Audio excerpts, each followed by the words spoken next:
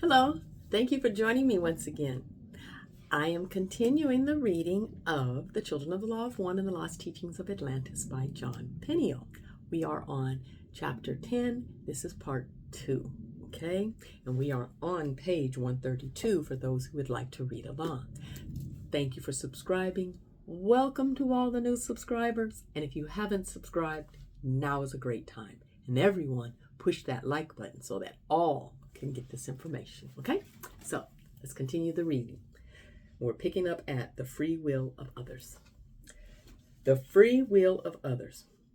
Later in the day, Rousseau, one of the other adept monks, revealed more of the teachings on free will, including some of its intricacies as it relates to others. The issue of free will is involved in two primary tenets of the Children of the Law of One.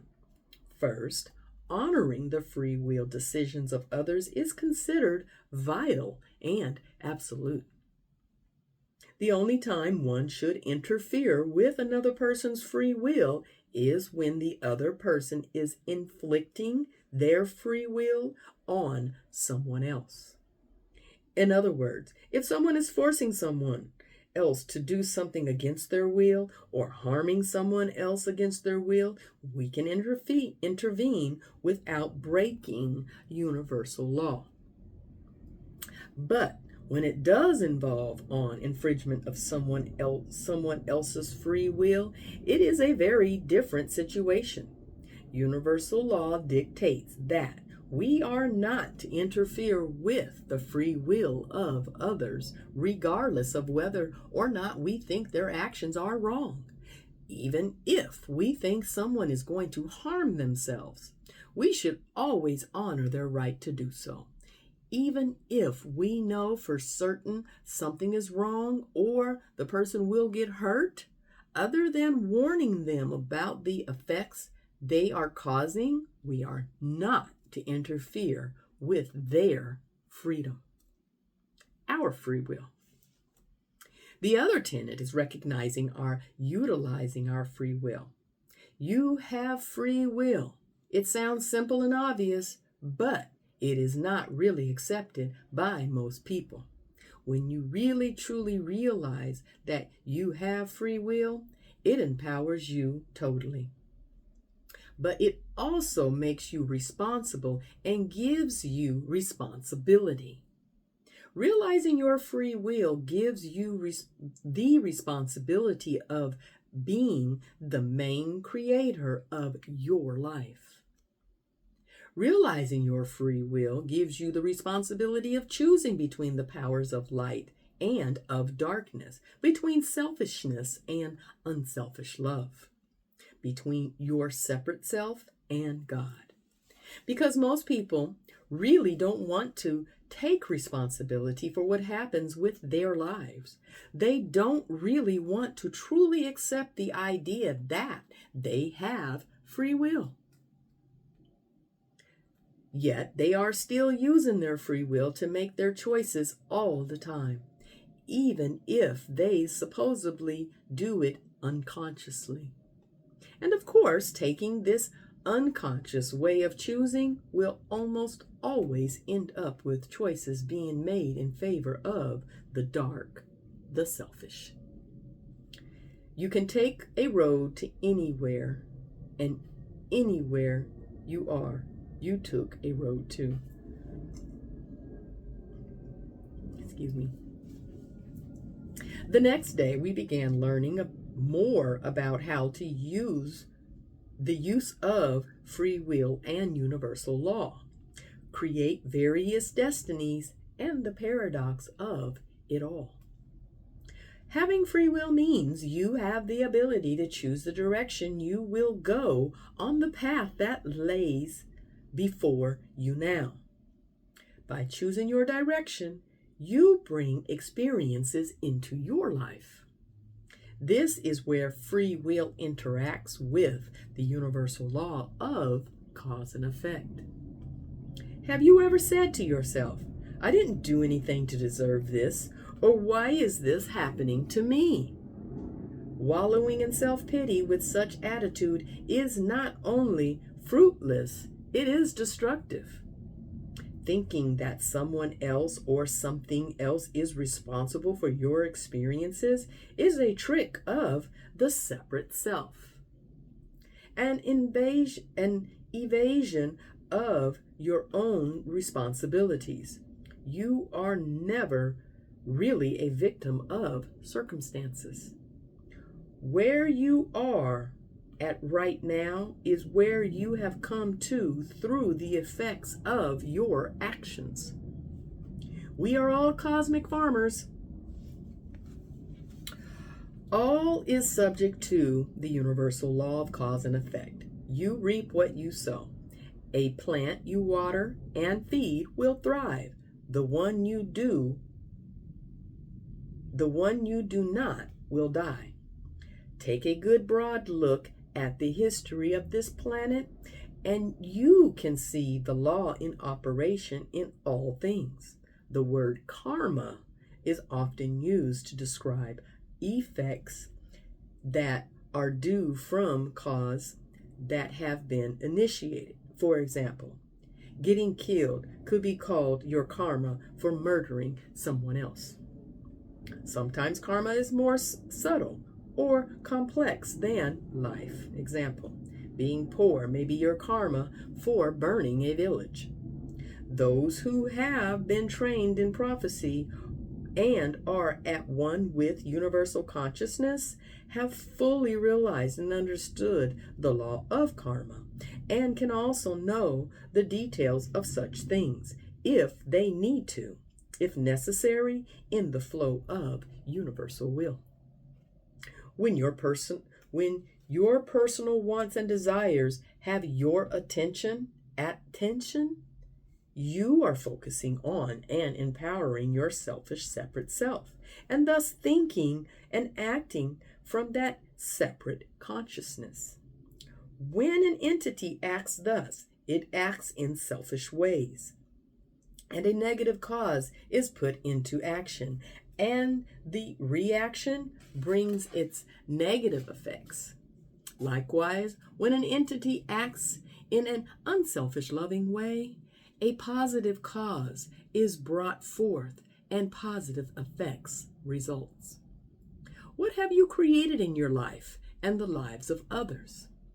When you initiate negative causes, you could be said to be accumulating negative karma. When you get a negative experience coming in your life, a karmatic payback could be said to be taking place. The same with positive out, positive karma accumulated, positive karma payback. I must interject here that karma is often misunderstood by people who really haven't studied or understood it. I knew a lady who vehemently insisted that she had great karma, and her belief and proof of this was solely based in the fact that she drove a new Cadillac and owned 2 houses.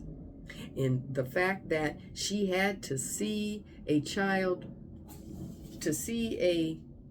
chiropractor every day for years because of an accident she had in the Cadillac had nothing to do with her karma, according to her. She was also a very selfish woman who sought to hurt anyone who didn't give her what she wanted. Having wealth and ease is no indication of good karma. Also, just because something awful happens to you doesn't mean that you have bad karma, or that the event is necessarily a karmic payback for a negative thing you have done. Oddly enough, karma is not the only thing that can be behind a apparently negative or positive event. Negativity seeks positivity so it can neutralize itself. Look at the lives of the great beings of history, the saints and teachers, for instance. Would you say that because they were persecuted, tortured, and murdered, it meant they had bad karma? No. Nor was it that they had negative thoughts that drew it to them. The fact is, their very opposite, the fact is, their very positive nature drew such negative response because this world is ruled by negative, selfish, separate selves.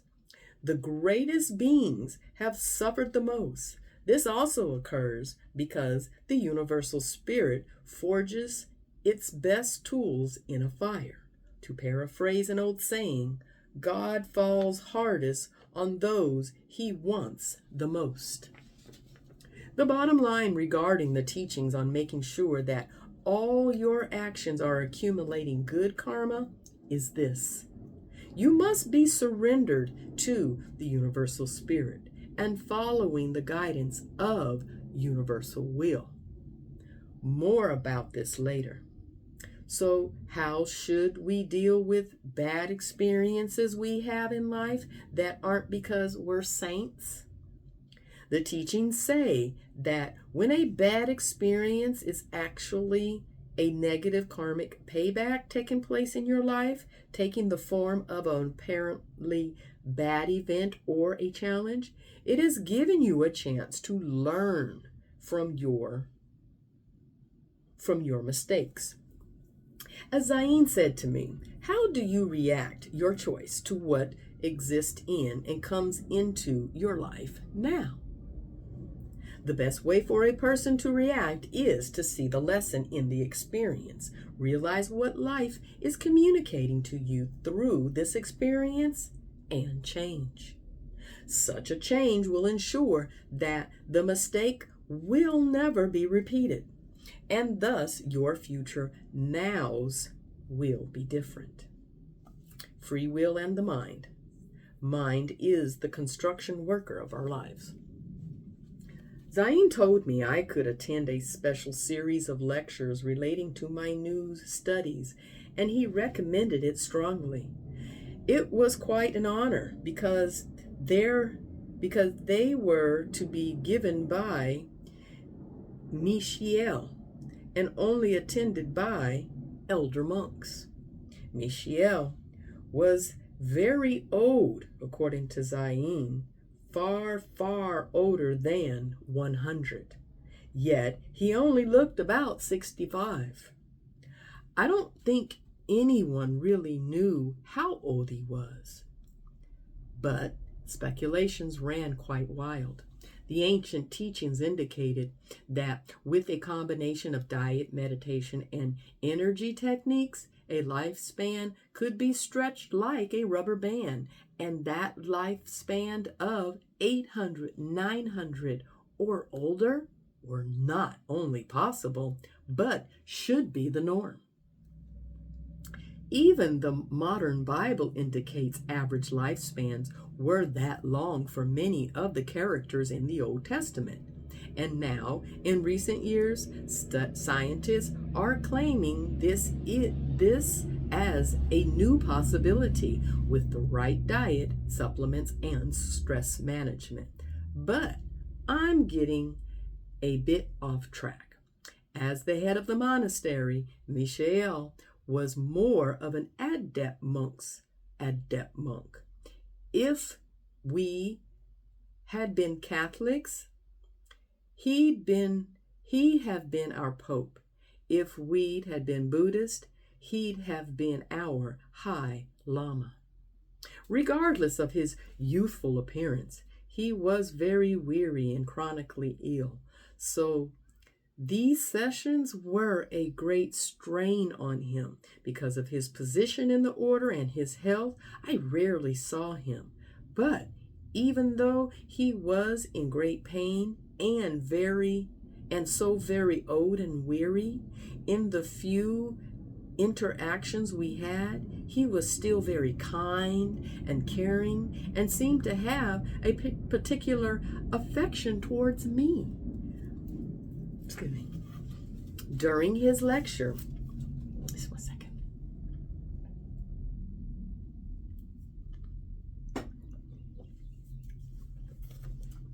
During his lecture, he presented some of the Atlantean children's teachings about aspects of the mind, separation, and free will. As I'm sure those of you here have all heard before, our being has twofold and threefold properties.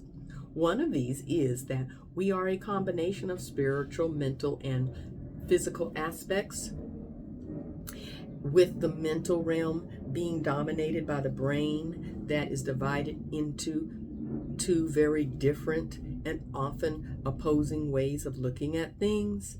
The mental realm is influenced by the other two aspects of our threefold nature, the physical realm on one side and the spiritual on the other, and the mental is sandwiched between. On the physical side of the mental realm, we have what the teachings call the self-body mind. The self-body mind only grasps things intellectually in a non-abstract, separate, logical, literal, divided, polarized manner. Especially to the self-body mind, everything is clearly categorized into two separate divisions. Things are either yes or no, or black or white, etc. Author's note: very much like a modern computer. And on the spiritual side of the mental realm, we have the oneness integration mind, which grasps things intuitively as a whole, allowing us to understand abstract things. Our will functions between the two, like a pilot or captain of a ship, and allows us to act or think in any direction and utilize either aspect of the mental realm or both. Free will is our birthright. It is an inheritance, offspring of the Father, infinite, and the Mother, finite. Next, he discussed the vital importance of mere thoughts.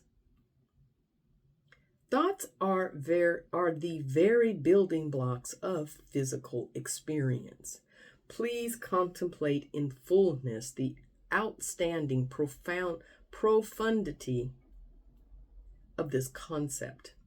Everything that humans have done or created came from the mental realm first. Everything you can think of. Try to think of even one thing that wasn't first thought of before it came into existence. A building. First, someone had to conceive the idea of a building. Then, someone had to want a building. Then they had to figure out the details of how it would be. Then the details of how it would be constructed. Every single thing that you can think of that is not from nature was first initiated in the mind. Don't take this lightly. You must realize it, not just intellectually grasp it. When you think about it, it is really like magic. Someone just thought of a building, and in relatively very little time, really, it was there. It is magic, just a slower reacting form, because it is dealing with a slower vibration realm. You must realize that also. Also realize then that anything you dwell on with your thoughts will become physical reality. Thinking about something first gives it birth.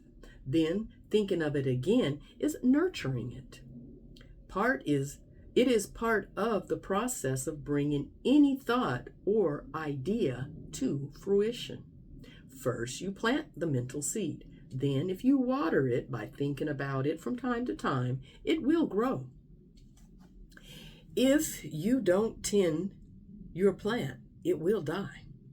This works in our favor and against us, depending on what our plant is and if we discipline our mind. If you have negative seeds, such as those planted by negative thoughts, emotions, such as jealousy, the separate self will use your programming and emotions to constantly turn your thoughts to those seeds. This will provide constant nurturing. This will bring to bear negative fruits. What can you do to stop negative seeds or plants from thriving within you? You can only starve them out by using your will to discipline yourself and control your thoughts, redirecting your thoughts towards the positive every time a negative thought arises. Unfortunately, when you are growing positive fruits, you do not have the advantage the negative side has. What do you mean by advantage? Asked the elder monk Pythagoras. I was just getting to that. The negative side has the advantage of the selfish separate self using programming and strong emotions such as jealousy. This literally grabs your attention and thoughts, urging you to tend the negative seeds. It also has habit on its side, with programming that unconsciously and automatically thinks, acts, and dwells negatively. To get positive seeds to grow, you must first overcome the negative emotions, programming, etc. Plus, you need to work to create new habits, new programming.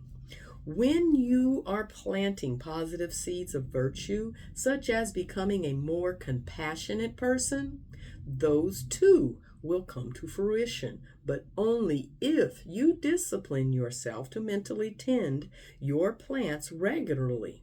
Remember, you are having to do this not only without benefit of already having positive programming, but rather having to reprogram against negative programming. So, oftentimes, making positive mental progress is far more arduous than just sitting back with the status quo, doing nothing, and letting the negative side run with the ball. You must really take control of your reins in order to change positively. How can one overcome such odds, Michelle? I said. It seems a Herculean task that is so difficult that, it seems a Herculean task that is so difficult as to be virtually impossible. It is not impossible, or I would not be standing here today. Certainly, it is hard, but just because it is hard is no reason to give up or not to do it. And it can be made easier with the right training of thoughts. It is a matter of developing a simple habit rather than constantly engaging in a struggle. In fact, you must not engage in a struggle, which I will explain in a moment. If you use your will to discipline yourself and control your thoughts, you can redirect your thoughts whenever your programming or emotions grab them from you to nurture negative seeds. If you want to stop watering and tending your negative plants, they will eventually die. That's all there is to it. But you cannot directly fight evil or negative thoughts and feeling. You will lose to it because the very nature of the fighting involves directing your thought energy towards the thing you are fighting. Your thought energy then feeds it, sustains it, even as you seemingly fight it. The only way to win is to starve out the negative by not thinking negative thoughts or even thinking about it at all, and by making progress in the positive, because when the positive grows, it takes up all the space and doesn't let the negative take root or grow. Just like maximized food gardening, if you plant the right groups of good plants, you keep them healthy. The negative plants won't grow. A person is filled with unselfish love does not have selfish thoughts to fight against. There is simply no room for them to exist and no soil for them to take root in. In such a manner does the mind grow or build all things in life. Free will is the construction supervisor of our lives.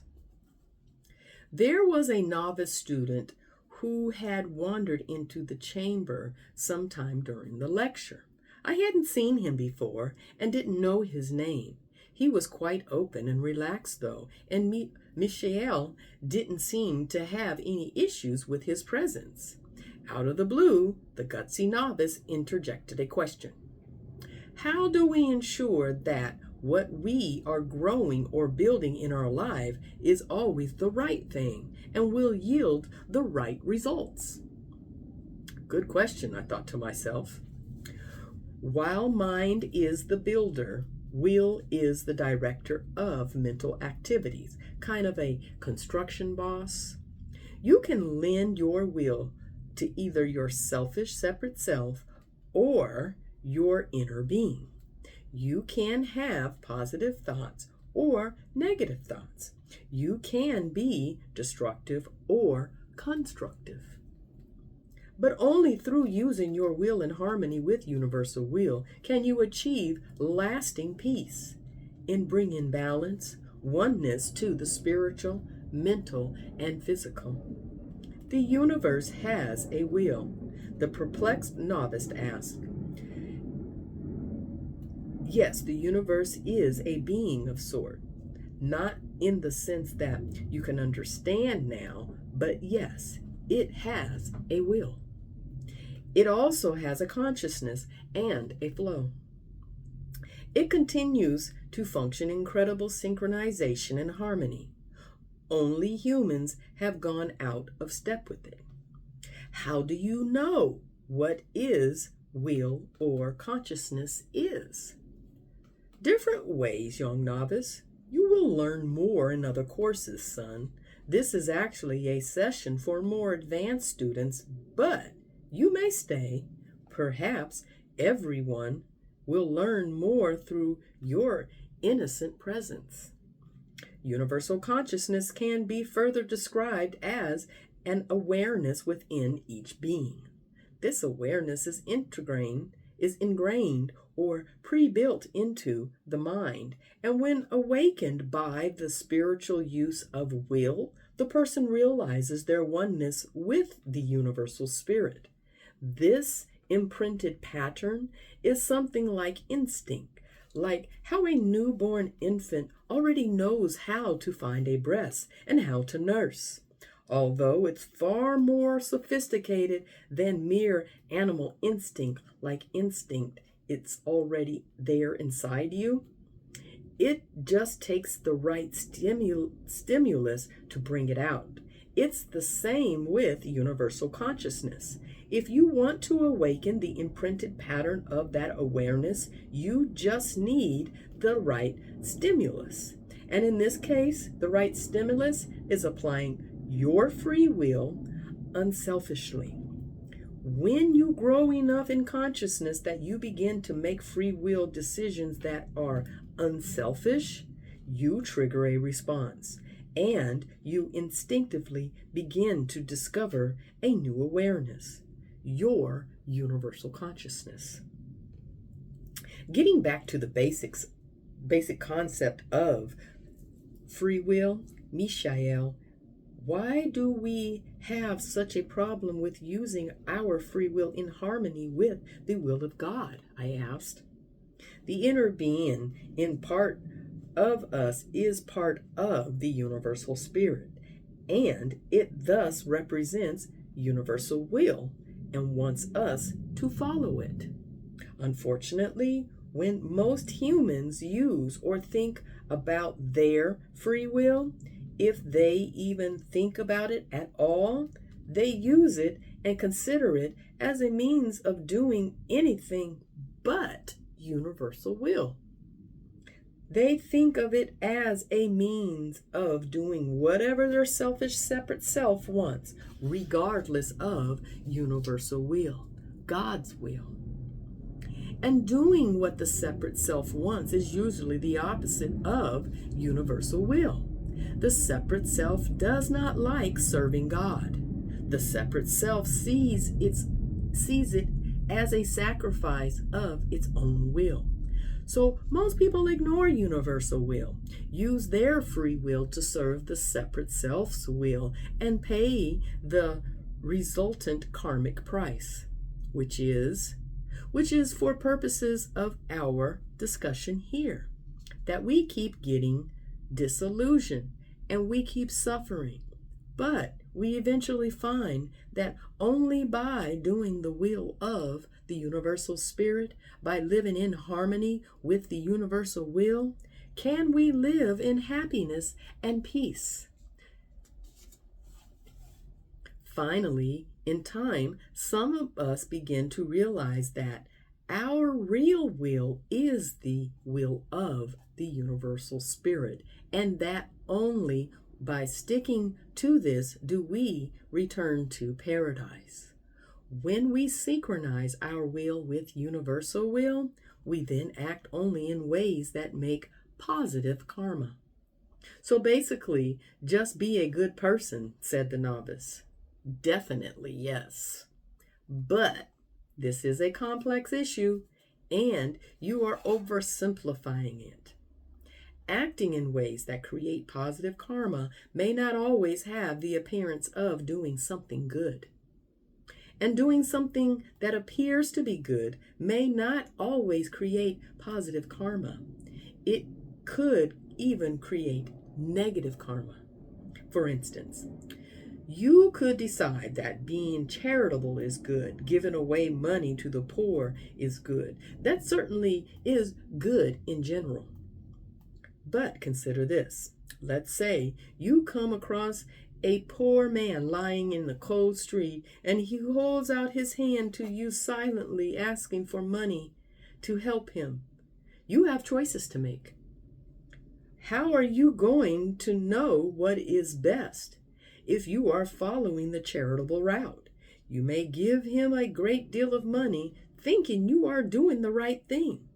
But there are many things you cannot know just by yourself. You need universal guidance to really do the right thing. Sure, you might use that money to buy warm clothes, shelter, create a livelihood, and live life happily ever after. But he also might use it to buy drugs or alcohol and end up in a stupor in which he gets harmed or killed, or even does so to someone else. On the other hand, maybe this man psychologically set just so, and if instead of giving him anything, you were to scream an insult at him instead, perhaps he would say to himself, "That's it. I've had enough of this human denigration, and pick himself up out of his self-made hole, get himself work, shoveling yak done, then continue to improve his conditions and/or himself, and ends up finally living happily ever after." So while yelling at him would have been the right thing to do, to someone who just saw you yelling at this poor man, it would appear that you were being cruel and heartless, not doing something good. Some of these things can be known by an enlightened being trained in prophecy as you will be. But other things can only be known in the higher levels of consciousness outside the limits of our physical existence. "What do you mean?" the novice hastily said. There is a hierarchy of beings that are beyond us in consciousness, who have left the physical plane of Earth or were never part of it, all the way to the source of the universal spirit. These include angels, enlightened and saintly beings, some of whom are our ancestors, and other greater beings. They see and understand these things better than us because of their state of ascended consciousness, and are there to guide us if we surrender our reins to the universal will. Thus, we can only properly make such choices as the one in the example above, if we let our inner being, with its universal consciousness, guide us intuitively. The novice spoke again. How do we get to such a state that we can be guided like that? Humility and unselfish love will bring you to oneness with the all. There is nothing that can keep you from oneness with the universe but your separate self.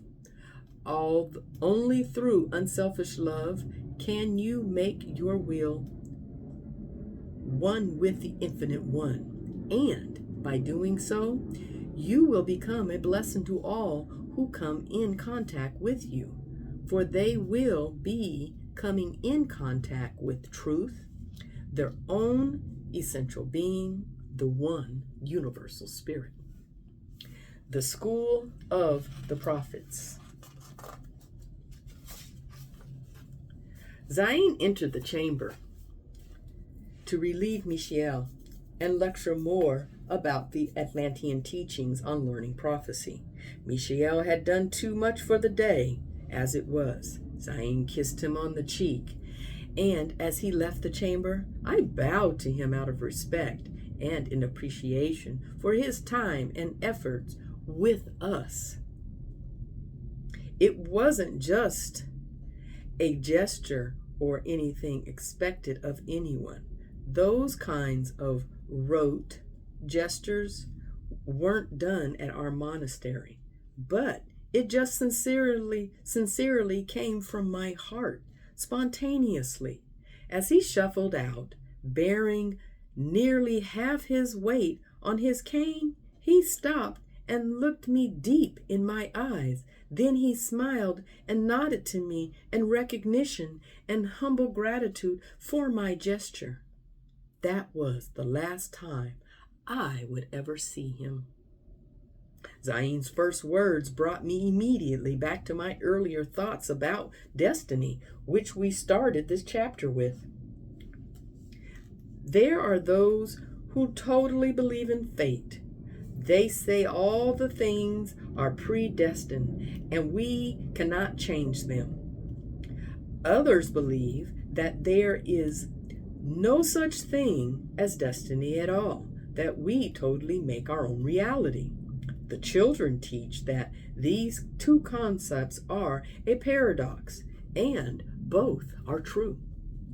The paradox is this: we have free will and shape the future through our choices, but everything is predestined by a definite flow/universal plan/pattern. Impossible, yet true. Humans are both one with and a miniature representation of the universal spirit. Thus, we have the means to take responsibility and initiative in playing an active role in creation. If you were in a city, walking across the street, and someone said, "Watch out, a car is coming," you would say, "Well, if I'm supposed to be run over, I will be," and go on walking blindly across the street. Would that not have been God telling you to watch out for the car? Most everyone agrees that if someone warned them that a car was about to run them over, they would move. Yet many times I have heard people forewarned of disaster say, if something is meant to happen, it will happen. These were people who didn't believe in destiny, yet They were making a statement as if they did. Of course, their comment was true in part, but it was being rationalized by the person to the point of imbalance, even to the point of death.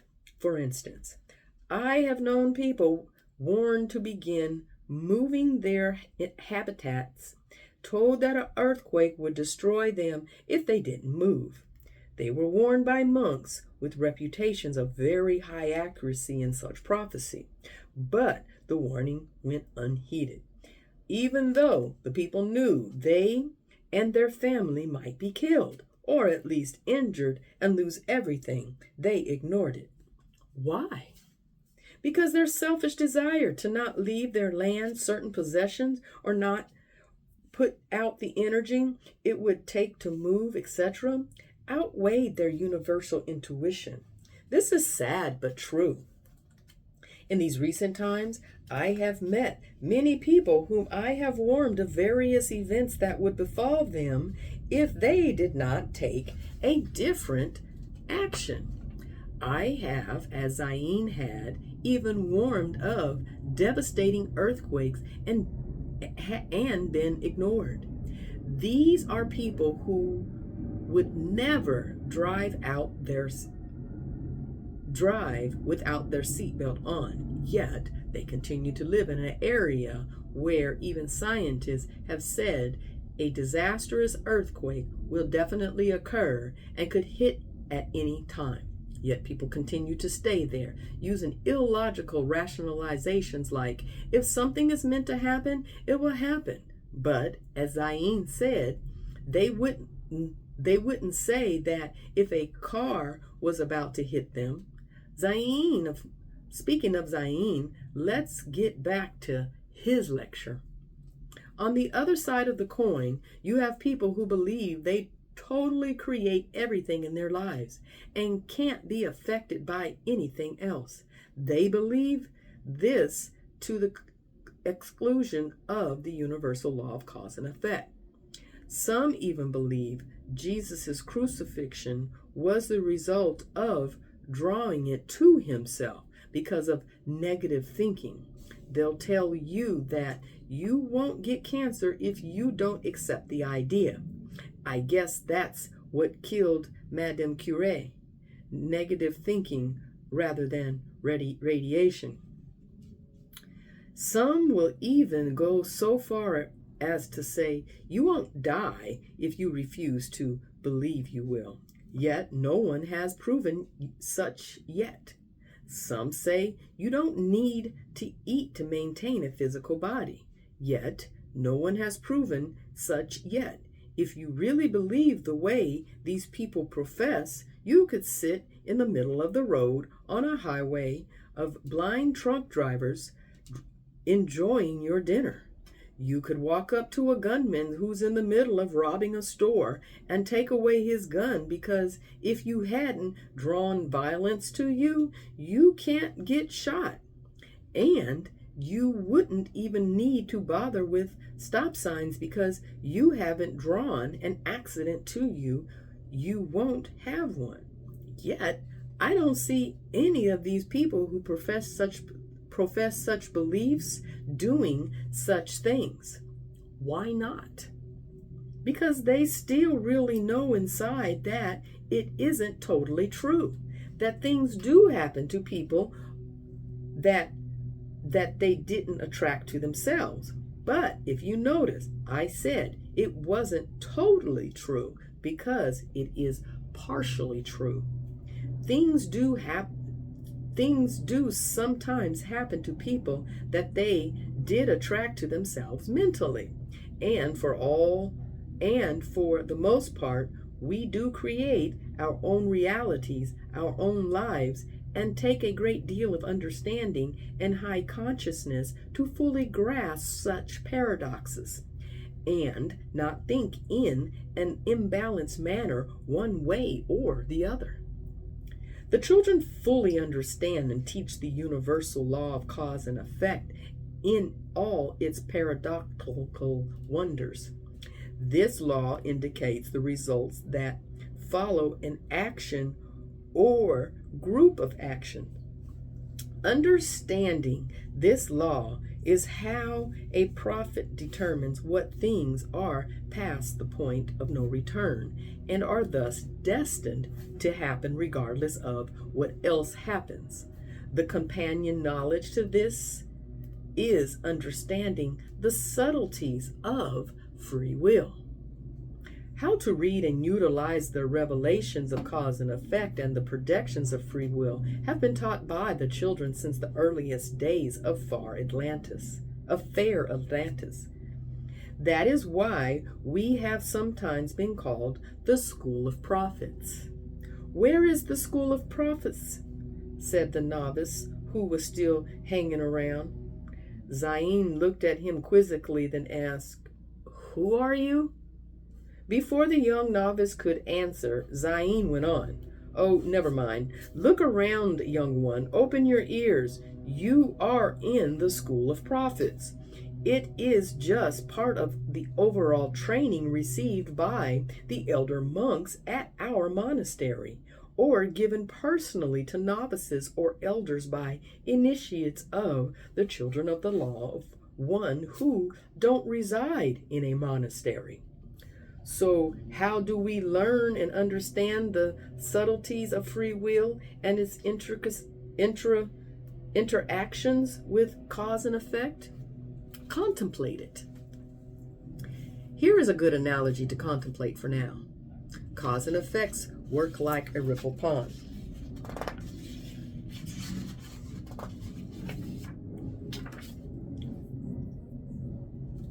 You throw a rock and see the